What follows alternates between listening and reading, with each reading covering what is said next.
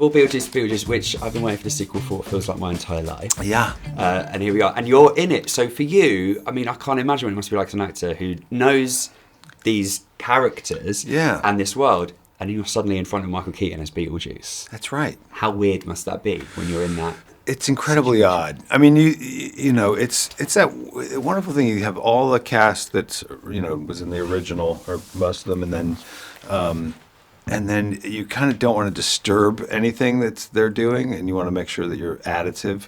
But Michael is just an incredible actor, and so to be able to just sort of jump in with him and start sort of, playing with him is really fun. So this is because you're you kind of do it all, but you're a comedy guy as well. You've written comedy films. Yeah. Was there any kind of encouragement of you to maybe improvise around? Absolutely. Yeah. No, Tim was he wants everyone to pass the ball as much as possible and do as much as they can and be as additive as possible. I think that's one of the things that makes this particular film really good is that he wants everybody to bring their creativity to bear on this film, and we really had fun doing that. Was there, when you were watching it back, were there moments that were like kind of, is there any more material for us to enjoy basically down the line?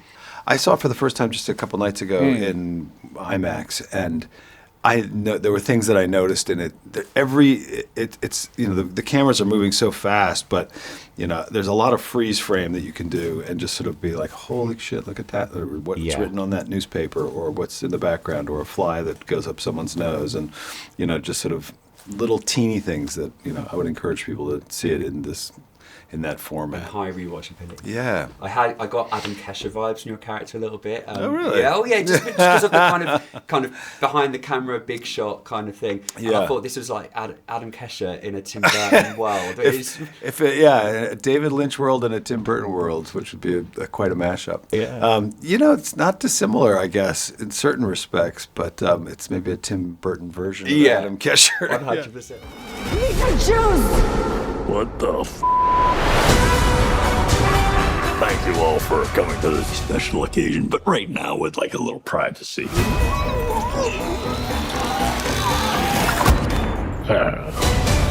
I just wanted to ask you, with 2 weeks left to go, The Leftovers turned 10 this year. Yeah, it would be remiss of me not to just ask you about the legacy of that show and what it means to you and how you kind of view it 10 years on.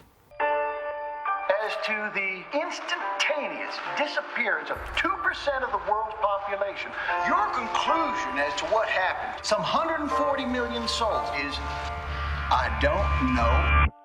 That show means an enormous amount to me. I love that television show. I don't know. It's periodically, it feels like it's living in waves. Like it's sort of, the show came out, and then there was sort of another sort of like wave of it. People find it. It's like sort of a great piece of vinyl that you find in a record shop, and you go, oh wow, this is great. Put it back on, and it's fantastic again.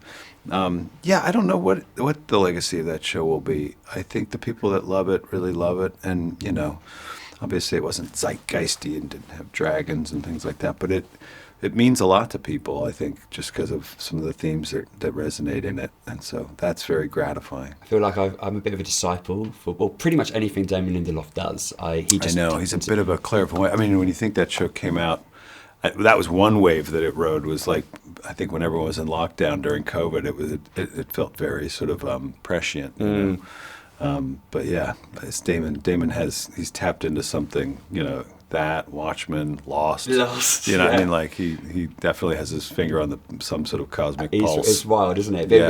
It must be great to be. I mean, you're part of The Leftovers, Beetlejuice, which is honestly, Beetlejuice 1 is in my top 3 films of all time. Oh wow! What are you going to do next? That's what kind of taps into. I don't know. I'm trying to figure it out. Sconces its way into my favourite, top. Listen, my whole life has been tripping upstairs, so I'm just waiting for the next stair to trip on, I guess. Well, mate, I'm sure it's going to be a successful trip. Yeah. I hope so. Thank you so much.